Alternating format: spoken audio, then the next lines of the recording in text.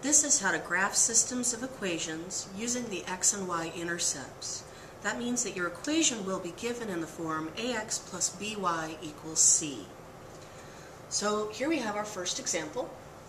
2x plus y equals 8, 2x minus y equals 0. Remember that the first thing we have to do is find the intercept. So I'm going to begin by plugging in 0 for x in this first equation.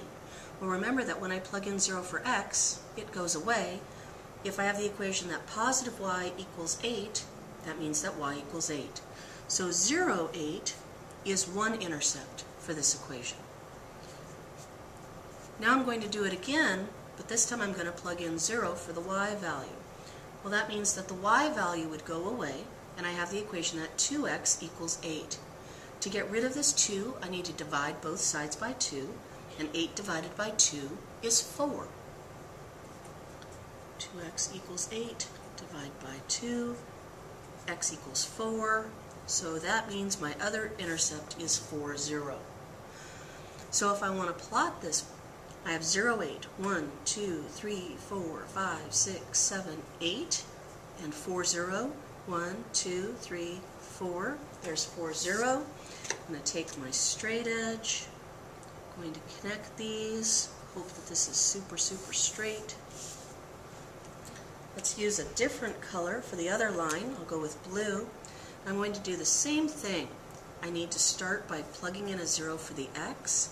2 times 0 is 0, and I have negative y equal to 0.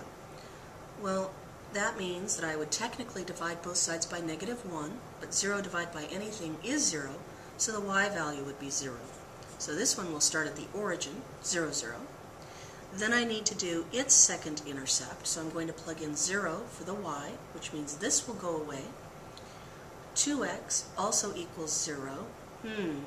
Divide by 2, I get 0. Well, that's no good. I don't have very good intercepts here. All I know is it passes through this line. This one's not a good one to graph from intercepts, which sometimes you'll find is true. So what we could do is just pick another point and see where it will pass. We're going to want something out here in space. How about we just go with a nice simple number like 2. Let's plug in 2 for the x. Well, 2 times 2 minus y equals 0, so that would be 4 minus y equals 0. I could subtract 4 from both sides, so negative y equals negative 4. Divide both sides by negative 1, and y equals 4. So 2, 4 is another point on this line. Over 2, up 1, 2, 3, 4. And I got lucky. I just picked a number randomly, and look at that. It happened to be my point of intersection, which is the last thing I have to do. I have to give my point of intersection as my answer. We're going to graph this system of equations using the intercepts. I'm going to begin by finding the intercepts for the first equation. Let's plug in 0 for x. 2 multiplied by 0 is 0, which means it goes away. If 3y equals 6, then I need to divide both sides by 3, and I get that y equals 2. So 0, 2 is one of the intercepts for this equation. I'm going to do the same kind of math again, but this time I'm going to plug in 0 for the y. 3 times 0 is 0. This goes away. Now I have the equation that 2x equals 6.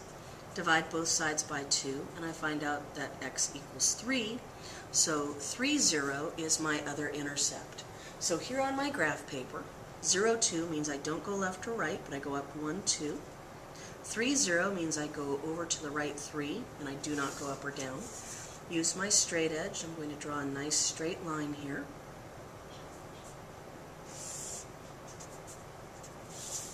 And there's my first equation graphed by intercepts. Let's do the next equation. We're going to plug in 0 for x. The opposite of 0 is 0, so that goes away. I have that positive 3y is equal to negative 3.